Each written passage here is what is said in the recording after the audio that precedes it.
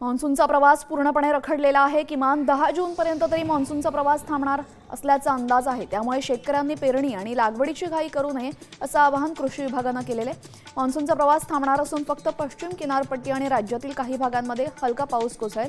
राज्यातल्या बहुतांश भागामध्ये कोरडं हवामान अपेक्षित आहे। रत्नागिरीत आज सकाळीच पावसाने दमदार हजेरी लावली। सध्या पेरणीच्या कामाला सुरुवात झाली, मात्र पावसाने दडी मारल्यामुळे शेतकरी चिंताग्रस्त झाला होता। गेल्या काही दिवसांपासून पावसाने उसंत घेतल्याने कडाक्याच्या उन्हामुळे नागरिक देखील हैराण झाले होते। पावसाच्या आगमनामुळे उकाड्याने हैराण झालेल्या नागरिकांना काहीसा दिलासा मिळालाय। नांदेडमध्ये 15 ते 20 दिवसांपासून पावसाने हजेरी लावल्याने शेती पिकांचं मोठ्या प्रमाणात नुकसान झालंय। 4 दिवसांपासून पावसाने विश्रांती घेतल्याने शेतकरी मशागतीच्या कामात व्यस्त आहेत। जोरदार अवकाळी पाऊस पडला असला तरीही मान्सूनचा पाऊस पडल्याशिवाय पेरणी करू नका असं आवाहन कृषी विभागाच्या वतीने करण्यात आलेलं आहे।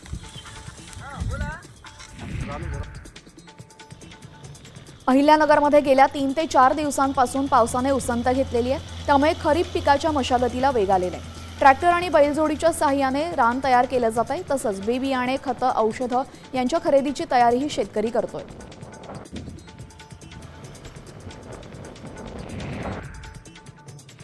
पुण्याच्या भोरमधील दुर्गम हिंडोशी खोऱ्यामध्ये शेतकऱ्यांनी भात पेरणीसाठी लगबग सुरू केलेली आहे। यंदा पावसाने लवकर हजेरी लावल्याने शेतीकामं अडचणीत सापडली। जमिनीमध्ये ओलावा असल्यामुळे ट्रॅक्टर आणि अवताच्या ऐवजी कुदळीने पेरणी करावी लागते।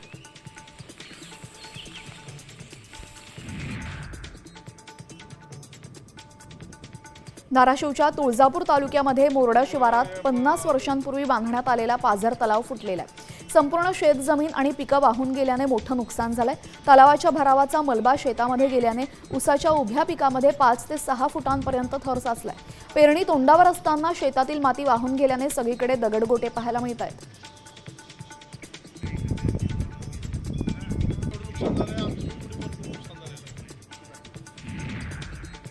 आणि आता बातमी मुंबईतून महत्त्वाची। मुंबईमध्ये समुद्राला आज मोठी भरती येणार असल्याचा अंदाज हवामान विभागाने वर्तवलेला आहे।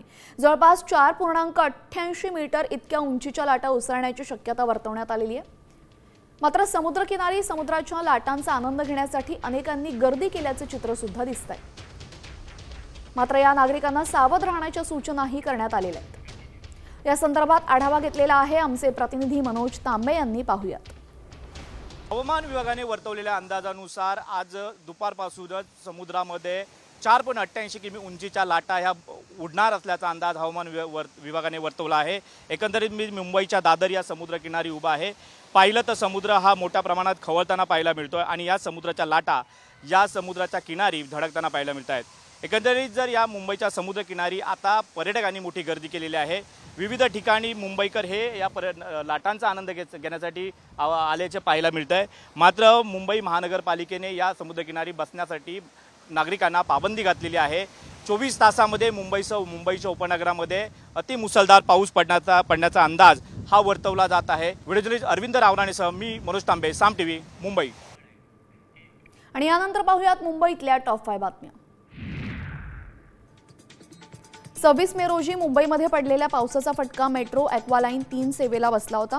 मोठ्या प्रमाणात पाणी आचार्य यात्रे चौक स्थानकामध्ये शिरल्याने वरळी ते आचार्य यात्रे मेट्रो सेवा बंद करण्यात आलेली। 5 दिवस खंडित झालेली सेवा आता पुन्हा एकदा सुरळीत झालेली आहे। मुंबईमध्ये सीएनजी गॅससाठी आता जादा पैसे मोजावे लागणार आहेत। सीएनजीच्या दरामध्ये किलोमागे 50 पैशांची वाढ झाली। त्यामुळे मुंबई, ठाणे आणि एमएमआर मधील सीएनजीचा नवा दर 80 रुपये प्रति किलो इतका झालेला आहे। मुंबई आणि परिसरातील लाखो रिक्षा, टॅक्सी तसंच बस चालक सीएनजीवर अवलंबून आहेत। त्यामुळे दरवाढीचा थेट फटका चालकांना आणि पर्यायाने प्रवाशांना सुद्धा बसणार आहे। मुंबई आंतरराष्ट्रीय विमानतळावरनं मोठ्या प्रमाणात प्राण्यांची तस्करी सुरू होती। यावेळेस कस्टम विभागाने मोठ्या प्रमाणात कारवाई केल्यामुळे 44 इंडोनेशियन पीट वायपर, 5 आशियाई लिफ्ट टर्टल जातीचे कासव आणि 3 स्पायडर टेल्ड हॉर्न वायपर विमानतळावरनं जप्त करण्यात आलेले आहेत। प्रवाशालाही अटक करण्यात आलेली आहे।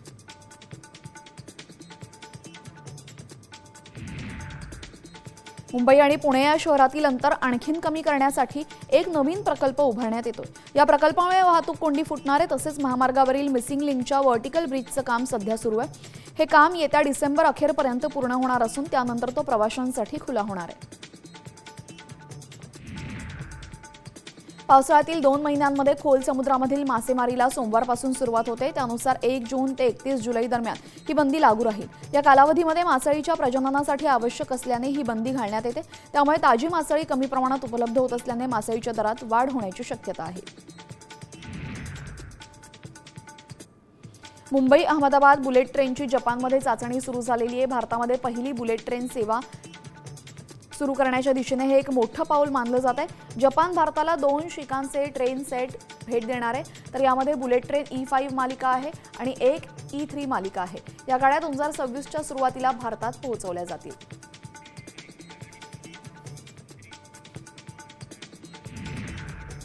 आणि आता पाहूयात पुण्यातल्या टॉप 5 बातम्या. दख्खनची राणी आता 95 वर्षांची झालेली आहे. पुणे स्टेशनवर केक कापून वाढदिवस साजरा करण्यात आला. डेक्कन क्वीनला आकर्षक फुलांची सजावट करण्यात आली. डेक्कन क्वीन मुंबई पुणे दरम्यान धावणारी मध्य रेल्वेची गाडी आहे. 1930 साली ही ट्रेन सुरू करण्यात आलेली.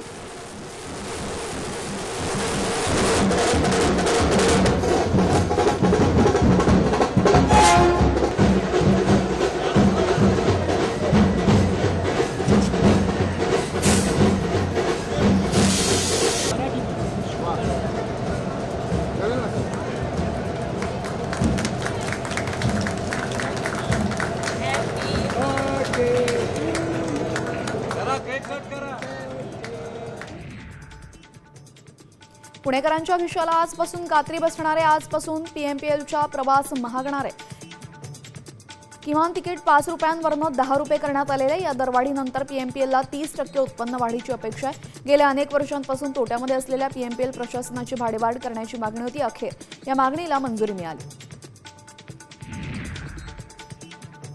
पुण्यातील अपघातामध्ये जखमी झालेल्या यूपीएससी विद्यार्थ्यांना परीक्षेची आणखीन एक संधी द्यावी अशी मागणी खासदार सुप्रिया सुळेंनी केलेली आहे. विद्यार्थ्यांवरील उपचारांचा खर्च सरकारनं करावा तसंच त्यांनी म्हटलेलं आहे. पुण्यामध्ये यूपीएससी परीक्षार्थ्यांना कारनं उडवलं.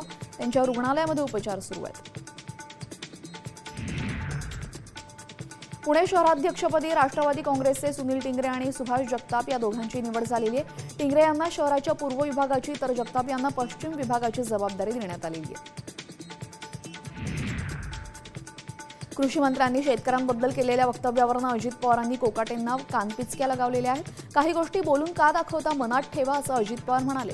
कृषी मंत्री म्हणजे ओसाड गावचा पाटील असं वक्तव्य कोकाटेंनी केलं होतं. यावरून अजित पवारांनी कोकाटेंना काही गोष्टी मनात ठेवण्याचा सल्ला दिलाय.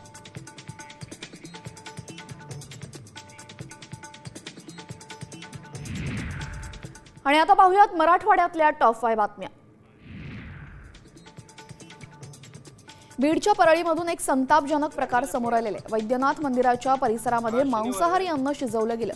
या ठिकाणी बांधकामावर असलेल्या कामगारांनी हा प्रताप केलाय. या परिसरातील काही भाविकांनी व्हिडिओ देखील चित्रित केला. या प्रकरणामध्ये कारवाई करावी अशी मागणी आता भाविकांकडनं होतीये.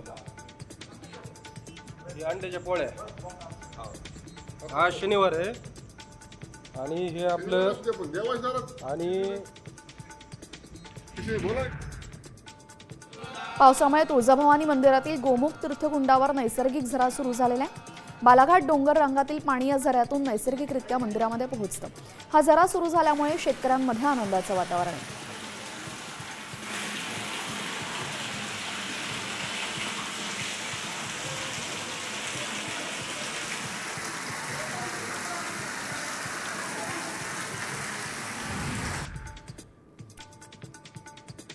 संभाजीनगरामध्ये हुंड्यासाठी एका मुसलमान विवाहितेचा अमानुष छळ करण्यात आला. पती आणि 2 नंदांकडनं या पीडित महिलेला अमानुष मारहाण झाल्याचं पाहायला मिळतंय. या प्रकरणी आता गुन्हा दाखल करण्यात आलेला आहे.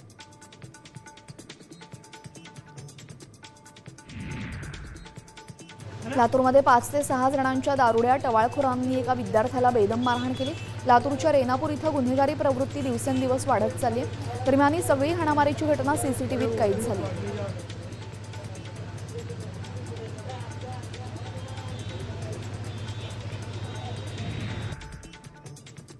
नांदेडमधील मुदखेड ते सरेगाव दरम्यान रस्त्यांची दयनीय अवस्था झाली.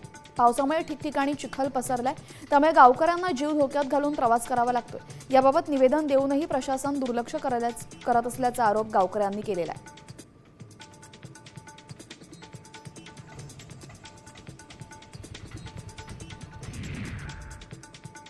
हिंगोलीमध्ये सिद्धेश्वर, येलदरी आणि इसापूर धरणातील पाणीसाठ्यामध्ये वाढ झालेली आहे. अवकाळी पावसामुळे आता तब्बल 23% अधिक पाणीसाठा धरण क्षेत्रामध्ये जमा झाल्याची माहिती धरण प्रशासनानं दिलेली आहे. मागील दशकभरामध्ये पहिल्यांदाच मे महिन्यामध्ये पाणीसाठ्याची आवक झालेली आहे.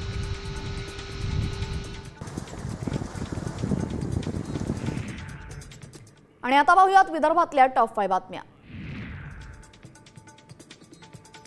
नागपूरच्या पार्श्वभूमीमध्ये वाघाच्या हल्ल्यात शेतकऱ्याचा मृत्यू झालाय. रवी कालसर्पे असे या शेतकऱ्याचं नाव आहे. तो शेतामध्ये काम करत असताना त्याच्यावर मागून वाघानं हल्ला केला. दरम्यान वनविभागाचा पंचनामा न होताच मृतदेह शवविच्छेदनासाठी नेल्याने नागरिकांकडून संताप व्यक्त करण्यात आलेला आहे. भंडाऱ्यातील साकोलीमध्ये विचित्र अपघात झाला. दुचाकीला ऑटोनं जोरदार धडक दिली, त्यामुळे दोघे महामार्गावर पडले. त्यामुळे दोघांनाही डस्टर कारनं जोरात धडक दिली असून एकाचा जागीच मृत्यू झालेला आहे. तर पोलिसांनी ऑटो रिक्षा चालकाविरोधात गुन्हा दाखल केलेला आहे.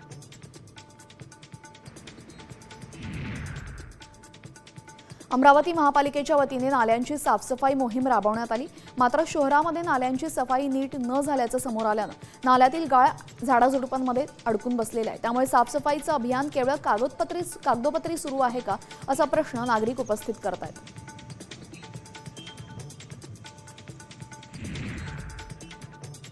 यवतमाळच्या वणी शहरामध्ये पुरातन निरगुडा गावचे अवशेष सापडलेले. हे गाव शहराच्या दक्षिणेला असल्याने काही पुरावे हाती लागल्याचा दावा त्यांनी केलेला आहे. दरम्यान याच गावच्या नावावरून वणीतून वाहणाऱ्या नदीला निरगुडा नाव पडल्याची प्राथमिक माहिती समोर येते.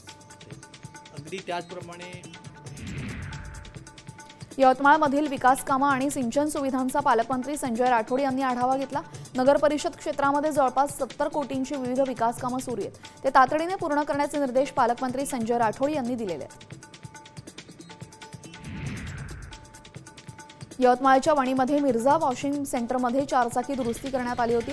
त्यावेळेस कारमधून 7.5 तोळे वजनाचं सोनं लंपास करण्यात आलं. या प्रकरणी पोलिसात तक्रार दिल्यानंतर काही तासातच चोरांच्या मुसक्या आवळण्यात आल्या.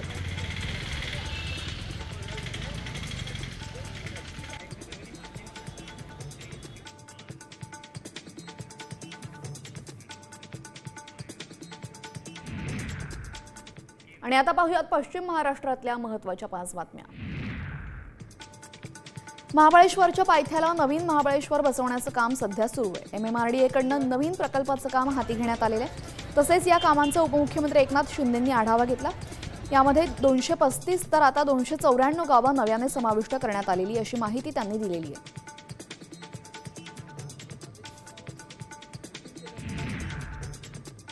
अक्कलकोट तालुक्यामध्ये मुसळधार पावसाचे जोर कायम आहे. बोरगाव, होसागाव, किरणाळी या गावांना पावसानं चांगलंच झोडपलंय. धाराशिवच्या तुळजापूर तालुक्यामध्ये झालेल्या पावसामुळे अक्कलकोट तालुक्यामध्ये ओढे आणि नाले तुडुंब भरून वाहू लागलेले. अक्कलकोट तालुक्यामध्ये सुरू असणाऱ्या पावसाच्या जोरदार बॅटिंगमुळे शेत शिवारामध्येही पाणी शिरलेलं आहे.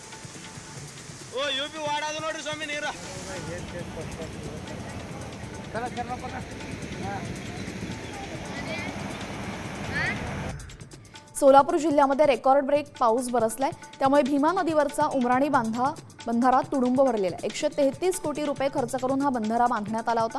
30 फूट उंचीच्या या बंधाऱ्याची पाऊण TMC पाणी साठवण्याची क्षमता आहे. सोलापूर जिल्ह्यामध्ये या बंधाऱ्यामुळे 10,120 एकर क्षेत्राला सिंचनाचा फायदा होणार आहे.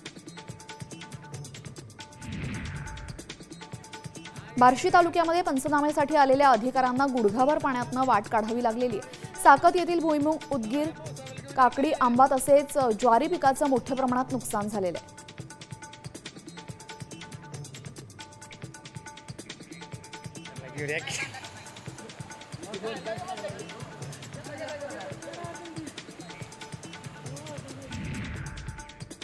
आणि आता पाहूयात उत्तर महाराष्ट्रातल्या महत्त्वाच्या 5 बातम्या. जळगाव जिल्ह्यामध्ये खरीप रबी हंगामामध्ये शेत मशागत आणि कापूस वेचणीसह अन्य कामांना मजूर मिळत नाहीत. अशामध्ये खरीप हंगामापूर्वीच बियाणं आणि रासायनिक खतांच्या वाढलेल्या किमतींमुळे पेरणी खर्चामध्ये किमान 200 ते 300 रुपयांपर्यंत वाढ झाली आहे. त्यामुळे आर्थिक जुळवाजुळव करण्याची चिंता शेतकऱ्यांमध्ये दिसते.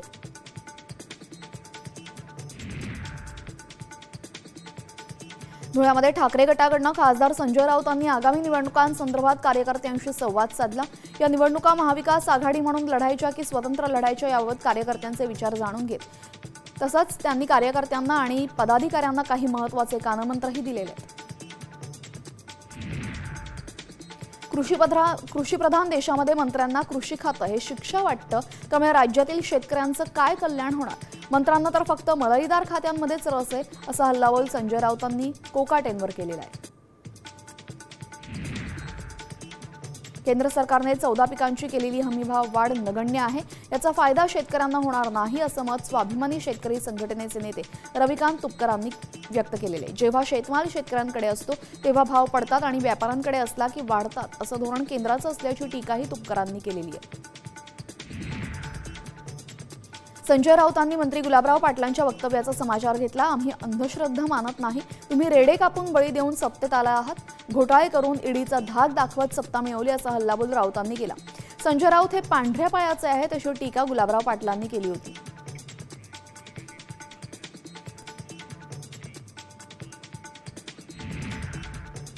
आणि आता पाहूयात ठाणे पालघर मधल्या महत्त्वाच्या 5 बातम्या.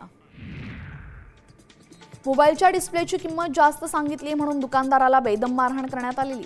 उल्हासनगरच्या कॅम्प नंबर 4 परिसरातील ही घटना आहे. तर वाद विकोपाला गेल्यामुळे टोळक्याकडनं दुकानाची तोडफोड करण्यात आली. तोडफोडीची संपूर्ण घटना सीसीटीव्हीत कैद झाली आहे.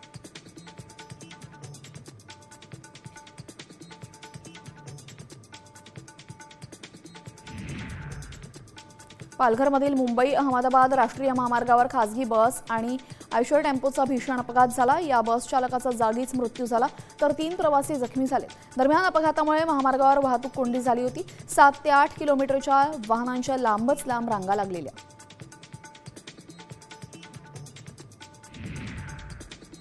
उल्हासनगरमध्ये रफिक पार्सलवाल्याच्या गुंडागिरीचा कहर पाहायला मिळालेला आहे. कर्मचारी युवकावर लाकडी बांबूने हल्ला केला. त्याचा हात फ्रॅक्चर झाला असून कामावर न आल्याचा राग ठेवून मारहाण केल्याची प्राथमिक माहिती समोर आली आहे.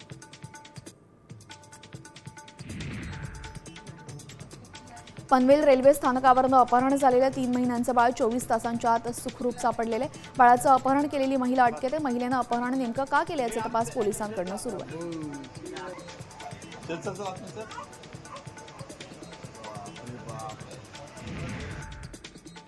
विरारमध्ये इमारतीचा स्लॅब कोसळून एका महिलेचा दुर्दैवी मृत्यू झालेला आहे. गेल्या 19 दिवसांमध्ये वसई विरार शहरातील स्लॅब कोसळल्याची 3री घटना आहे. या 3 दुर्घटनांमध्ये 2 महिलांचा मृत्यू झाला. त्यामुळे धोकादायक इमारतींचा मुद्दा पुन्हा एकदा ऐरणीवर आलेला आहे.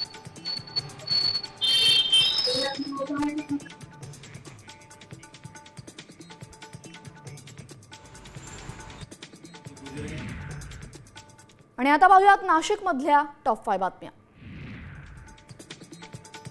कुंभमेळ्याच्या तारखा जाहीर झालेल्या आहेत. 31 ऑक्टोबर 2026 पासून कुंभमेळा पर्वाला सुरुवात होणार आहे. तर 24 जुलै 2028 पर्यंत हा कुंभमेळा सुरू राहील. 2 ऑगस्ट 2027ला पहिलं शाही स्नान होणार असल्याची माहिती मिळते.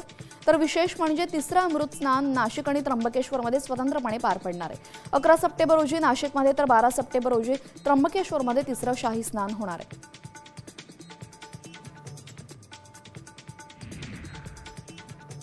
नाशिकमध्ये एका नामांकित कॉलेजमधील प्राचार्याकडून 4 विद्यार्थिनींचा विनयभंग करण्यात आला. नाशिकच्या एका नामांकित कॉलेजमध्ये ही घटना घडल्यामुळे एकच खळबळ उडाली. तर हैवान प्राचार्याला नाशिक पोलिसांनी बेड्या ठोकल्या असून मानसिक त्रास देऊन शारीरिक संबंधांची मागणी केल्याचा आरोप पीडित विद्यार्थिनींनी केलेला आहे. तर पोलीस अधिकचा तपास करत आहेत. मनमाड शहराला पाणीपुरवठा करणारी मुख्य जलवाहिनी गेल्या 3 दिवसांपासून फुटलेली आहे. यातून दररोज लाखो लिटर पाण्याची नासाडी होते. आधीच 10 ते 12 दिवसांनी पाणी पुरवठा होतो. अशातच जलवाहिनी फुटल्याने पाणी पुरवठ्यावर अधिक परिणाम होणार असल्याची माहिती समोर येते. जलवाहिनी तातडीने दुरुस्त करावी अशी मागणी आता नागरिक करत आहेत.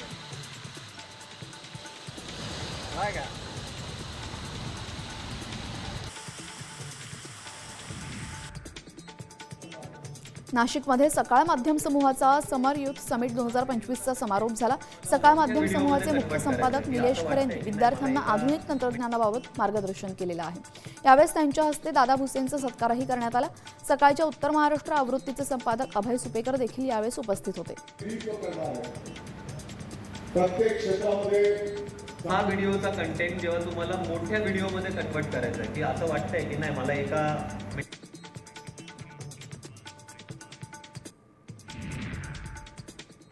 आणि या बातमीनंतर आता बातमी आहे राजकीय वर्तुळातली पवार काका पुतण्यासंदर्भातली.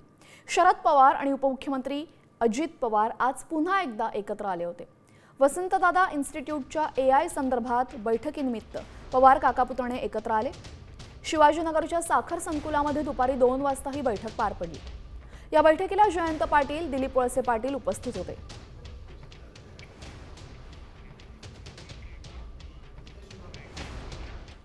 बातमी क्रीडा विश्वातून आयपीएल संदर्भात। आयपीएलचा हंगाम शेवटच्या टप्प्यात पोहोचलाय। मुंबई इंडियन्स आणि पंजाब किंग्स यांच्यामध्ये अहमदाबादमध्ये क्वालिफायर 2 चा सामना आज रंगतोय। या दोघांमधील विजेता अंतिम सामन्यामध्ये किंग कोहलीच्या रॉयल चॅलेंजर्स बंगळुरू सोबत भिडणार आहे। पराभवानंतर पुन्हा मुसंडी मारण्याची मुंबई इंडियन्स संघाची काही पहिलीच वेळ नाहीये।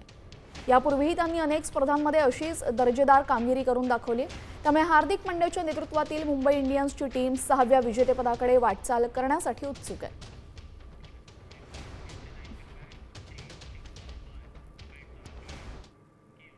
आणि आता बातमी काहीशी वेगळी गोव्यातून। गोव्यातील एक व्हिडिओ सध्या व्हायरल होतोय। एक लहान मुलगा चक्क कावळ्यासोबत फुटबॉल खेळत असल्याचे यामध्ये दिसतंय। हा मुलगा फुटबॉलला हळुवारपणे किक मारतो आणि कावळाही सोचीने हा बॉल पुढे सरकवतो।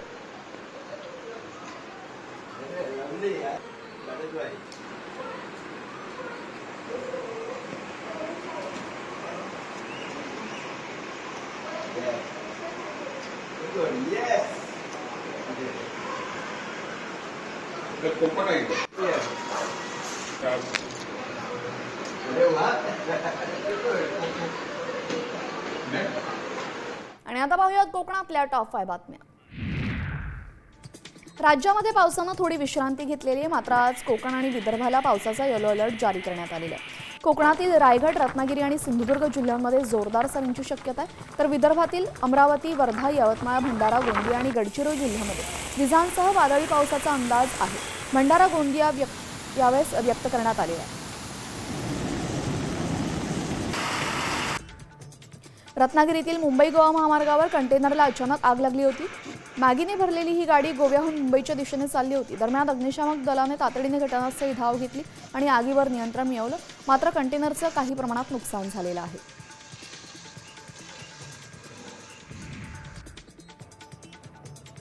रत्नागिरीमध्ये आजपासून 2 महिन्यांसाठी मासेमारी बंद राहणार आहे। यावर्षीचा मच्छीमारीचा हंगाम संपल्यानंतर मच्छीमारी नौका बंदरामध्ये आलेल्या आहेत। जून-जुलै हा माशांचा प्रजननाचा काळ असल्याने 1 जून ते 31 जुलैपर्यंत मासेमारी बंद आहे। बंदी काळामध्ये मासेमारी करणाऱ्यांवर कायदेशीर कारवाई होणार आहे।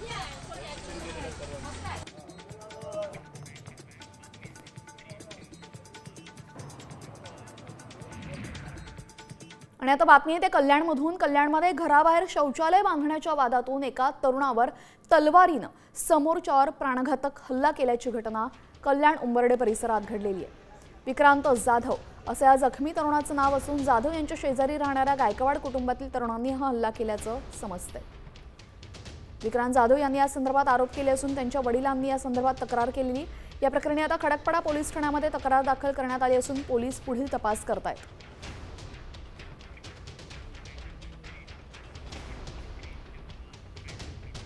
आणि आता बातमी आहे भारत पाकिस्तान युद्धासंदर्भातली। पाकिस्ताननं भारताचं विमान पाडल्याची कबुली chief of defence staff general Anil Chauhan यांनी दिलेली आहे। त्यांच्या विधानाने मात्र एकच खळबळ उडाली आहे। भारताची 6 लढाऊ विमानं पाडल्याचा पाकिस्तानचा दावा त्यांनी फेटाळून लावला।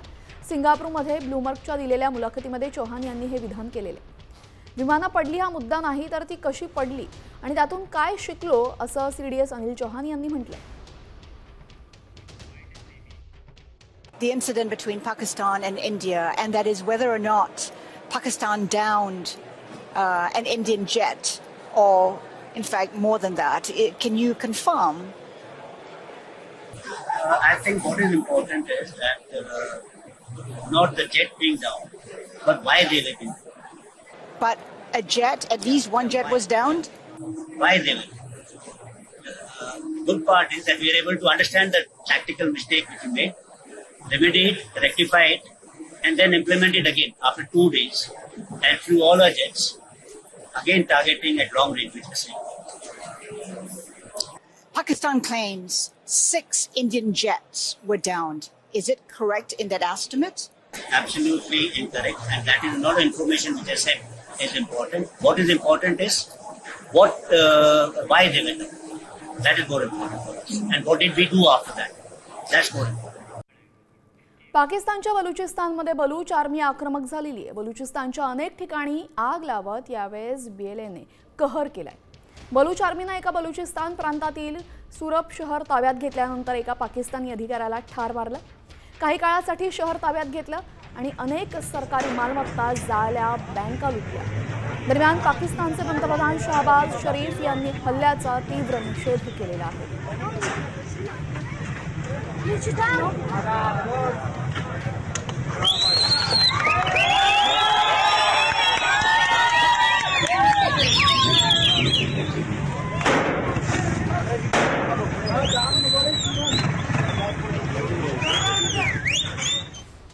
आणि आता नाशिकमधून एक धक्कादायक बातमी समोर येते। नाशिकमध्ये शिक्षक आणि विद्यार्थिनीच्या नात्याला काळीमा फासणारी घटना घडलेली आहे। एका नामांकित कॉलेजमधील प्राचार्याकडून 4 विद्यार्थिनींचा विनयभंग करण्यात आलेला आहे।